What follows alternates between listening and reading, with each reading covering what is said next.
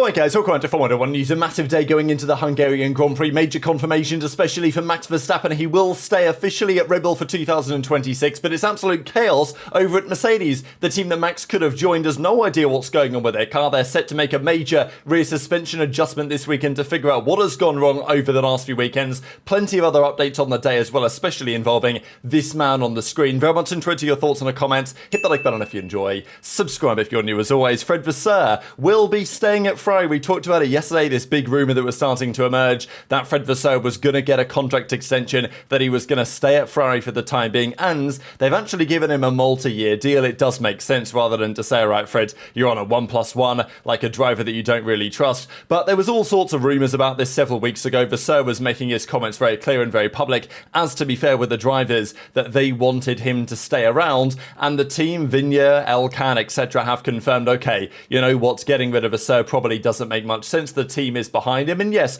the results haven't been where they should have been this season. If next year doesn't deliver, then sure, maybe you make a phone call to Christian Horner, but until that occurs, if it does, Vasseur, it just makes sense to keep him on board. I think if Ferrari did get rid of Vasseur, it would have been, you know, just a huge mistake, even if it didn't necessarily completely derail their 2026 campaign. Getting rid of Vasseur would just have been very indicative of the issues that Ferrari have suffered with for a couple of decades. So Vasseur says, I'm grateful for the trust Ferrari continues to place in me. This renewal is not just a confirmation, it's a challenge to keep progressing, to stay focused and to deliver. So I think it's pretty clear that the team behind the scenes has put some pressure on Vasseur to get better results. Over the past 30 months, we've laid strong foundations, and now we must build on them with consistency and determination. We know what's expected. We're fully committed to meeting those expectations and taking the next steps forward together. This is what the CEO had to say. Today, we want to recognize what has been built and commit to what still needs to be achieved. It reflects our trust in Fred's leadership, a trust rooted in shared ambition, mutual expectations,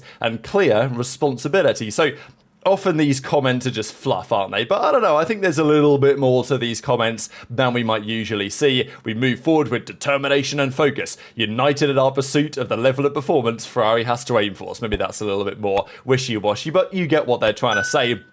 The drivers, of course, asked for their comments.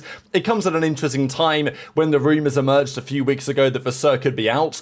It came again around media day, so everyone, you know, the drama's all there. This time, Ferrari are doing it at an intelligent time to say, okay, we're going to announce it on media day for the Grand Prix, the final one before the summer break, so that everyone can get out there and say, okay, this is what's happening, this is not what's happening, etc, etc. Leclerc says, Vasseur contract renewal, I'm really happy. It doesn't come as a big surprise, but there were rumours as usual around the team. So Leclerc confirms that he's very happy with the change. Hamilton's most certainly on board as well. The most important thing is his vision. At Ferrari, emotions often run high, but they can also harm the team in these moments. Fred is very good at keeping a cool head, says Leclerc. And there was an article from Auto Racer here saying that there has been like a pact of steel, effectively. So Vasseur, Leclerc, Hamilton, that is the trifecta. They're on board with one another in the positions that they are in, and that is a very crucial reason why Vasseur stays. I think if Leclerc or Hamilton, even if one of them was, let's say, a bit 50-50 on whether Vasseur should stay, Ferrari may have got rid of him, but I think both of them being very much on board to keep him. You can't pay Hamilton $100 million or whatever and then just sack Vasseur anyway. He's like the man that made him join in the first place, really, because of the relationship that Hamilton and Vasseur had back in GP2. So that's what's happening at Ferrari. There's a couple of other things I wanted to get into as well, but we also got the big updates coming out of Red Bull Racing now. We've known this for some time. It's been talked about over the last 10 days or so that Max is very likely to stay at Red Bull Racing for next year. And it did seem all along to me the most likely outcome. It was never, you know, a guarantee exactly. And I think the chances of Max leaving in my head were, you know, were up at about 40% at one point. But it was never, he was never a favourite to leave, I wouldn't say. GP's back, that's good news. We know that GP missed a couple of Grand Prix over the last few weekends with what we only understand to be personal matters, but he is back in Budapest, which is good for Max and for the team and for GP as well, and whatever was happening behind the scenes there. But Max Verstappen came out today and he just said it, right? He was like, you know what, it's probably time to clear things up. The contractual situation for Russell has not yet been determined, but Toto was quite clear over the last couple of weekends. George hasn't got anything to worry about. I'm sure that he's going to sleep well over the summer break.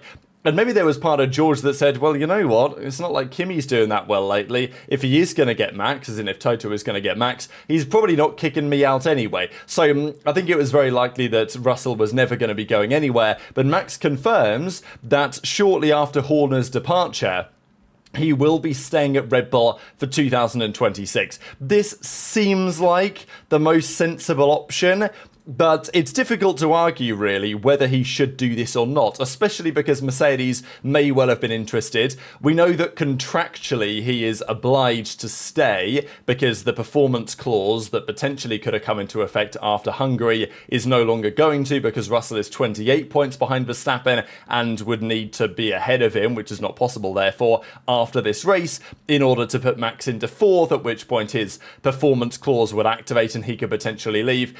But even if that did happen, would Mercedes have gone to get him? Yeah, probably, or at least it would have been a heavy consideration for them. They would have struggled to decide not to, but in this circumstance, it feels very unlikely that Mercedes would.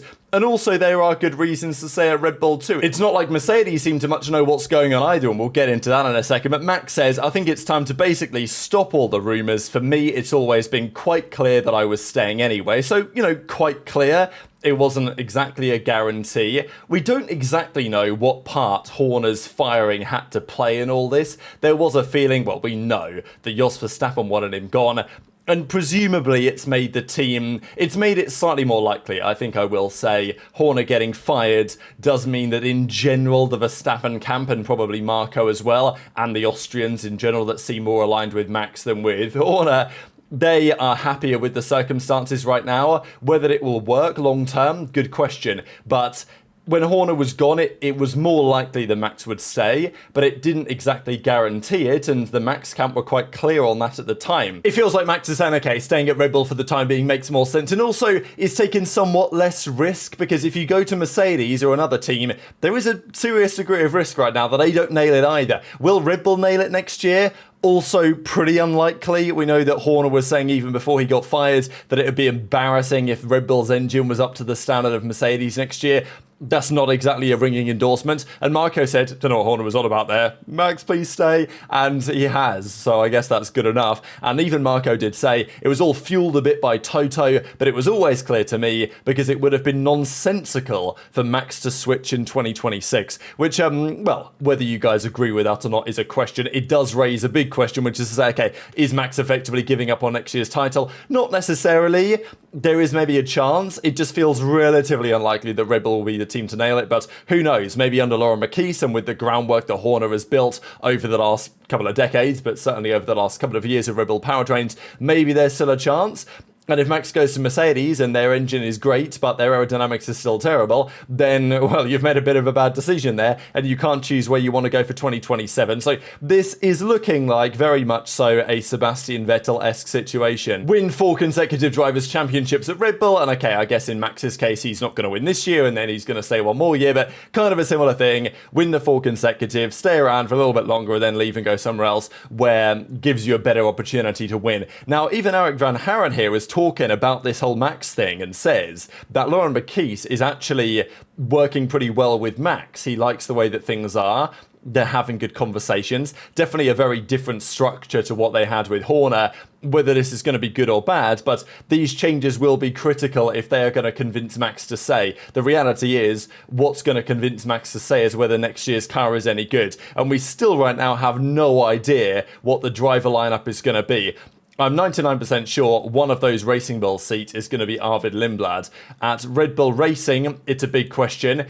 I do think there's a chance that Yuki can hold on if the rest of the season goes to plan, if he gets the full upgrade that Max has, if he starts delivering P7s, P6s, then I think Yuki can hold on to that seat. But it is going to take a big final 10, 11 races of the season for Yuki if he is going to hold on to that.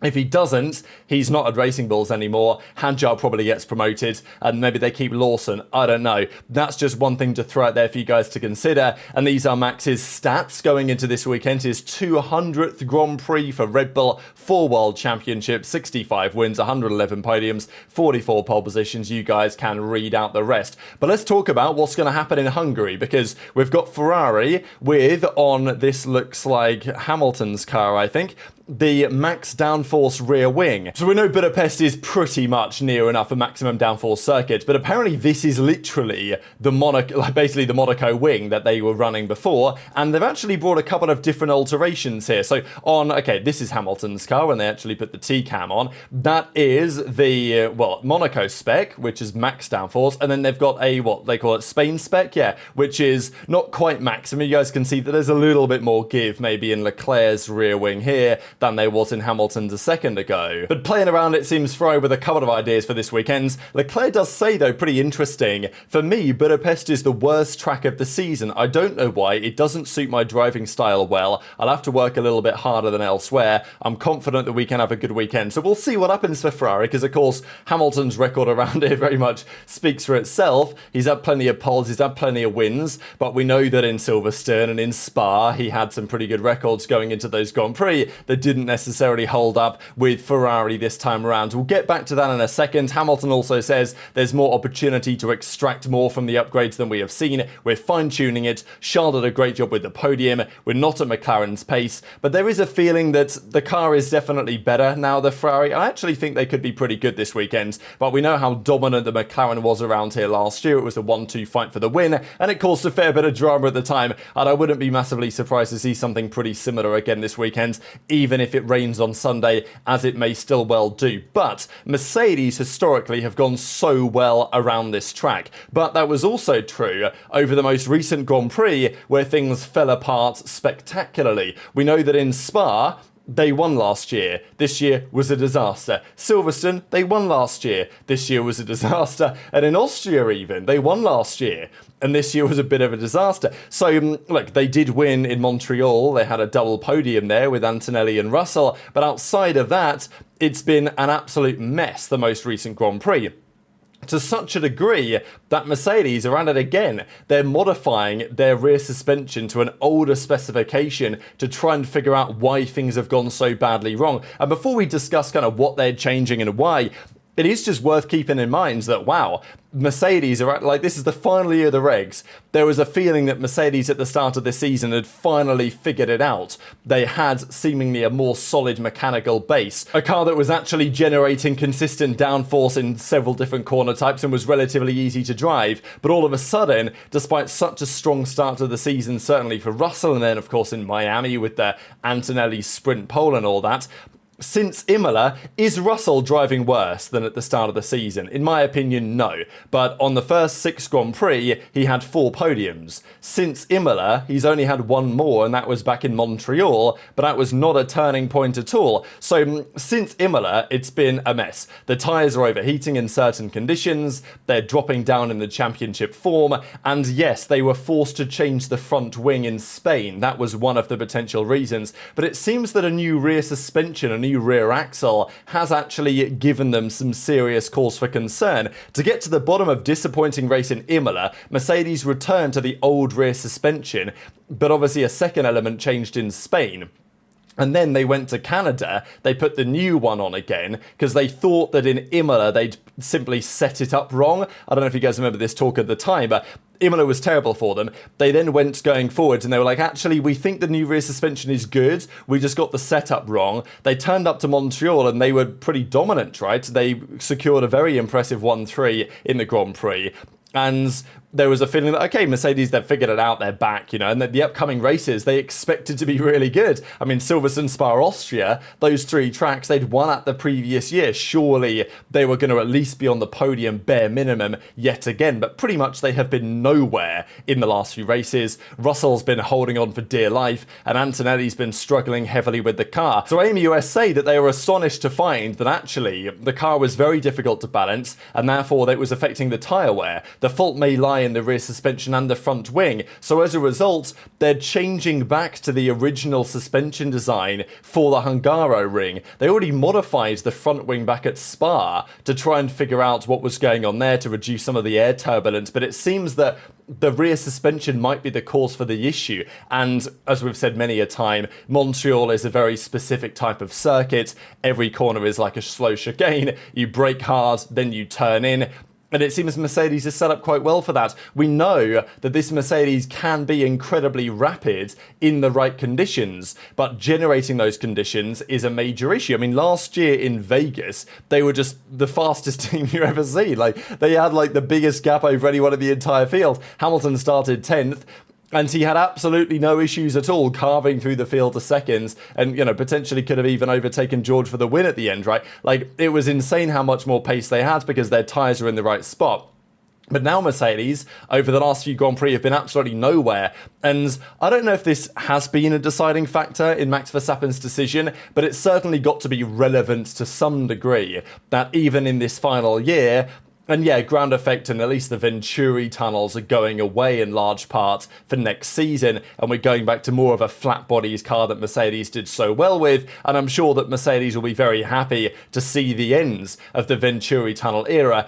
But the fact that they've had 4 years to try and figure this out, and McLaren have gone from having like the worst car on the grid at times back in 2022 to magically figuring it out in 2023, and all of a sudden winning championships, it's a massive embarrassment for Mercedes. And I think this is one of the key reasons, whatever happens this upcoming weekend with the old suspension back on the car to see how it goes, and as Chauvelin says, after the second free practice, we should have a pretty good idea whether the theories they've come up with are correct or not. But whether they're correct or not, the reality is that Mercedes have been absolutely cooked by McLaren, their customer team, over the last couple of seasons. And if you're Max Verstappen, can you have great confidence and say, all right, Toto, let me sign that 3-year deal? Like that, you know, he's not going to do that because it's plausible that next year, yeah, the Mercedes might be the best engine, but that does not necessarily mean by any means that they're going to have the fastest car from an aerodynamic perspective. So tweet your thoughts on that in the comments below. And, well, just a few other things to mention as well, especially around the Hungaroring. The DRS zones are the same as they have previously been. You can't really change them all that much. You could extend them slightly around Hungary, but it's pretty much just one DRS straight, and then you get a second dose down into turn 2, but there aren't really too many options to do much overtaking there, although we have seen it on occasion. This is the exit of turn 5, so imagine you go turn 1, turn 2, turn 3, up the hill to turn 4, and then you've got the long right-hander of turn 5. Now, this part of the track is actually now going to be gravel on the outside, so you can't push, that is potentially, you can flirt with track limits there, especially if it's slippery, get out on the curb and everything. So they're putting gravel there instead to effectively, again, which I think is a good change, prevent the drivers from going too wide, because then they're going to cost themselves lap time and potentially damage their floor. I will say Hungary is going to be quite different this year. They've done a lot to the track. They've refurbished it a lot. They've actually resurfaced it to a large part. And I remember showing you guys many of these images throughout the year. This is a picture back in January where they were doing loads of refurb work to the track. This was in March. And then we, of course, fast forward a couple of months to May. And then by June, and obviously now at the end of July, it's all ready to go, right? So yeah, pretty mega the work that they've done this year on this circuit. I think the Hungaroring is a phenomenal track, and I'm hoping that it delivers once again this upcoming weekend. So very much interested to your thoughts on all of this stuff in the comment section below. Thought this is pretty funny. You guys probably remember when Latifi had that P1 in practice a couple of years ago, and then I think he went into qualifying and he went purple sector 1 and still ended up 20th somehow. But actually, he was pretty good around here, and Williams in the last decade have not scored a better result around Hungary than a P7, which was secured in 2021 by none other than Latifi himself. So just a bit of a stat to throw you guys for this evening, but very much interested to your thoughts on all of this stuff in the comments. Hit the like button if you enjoyed, subscribe if you're new, take care, and I'll see you next time.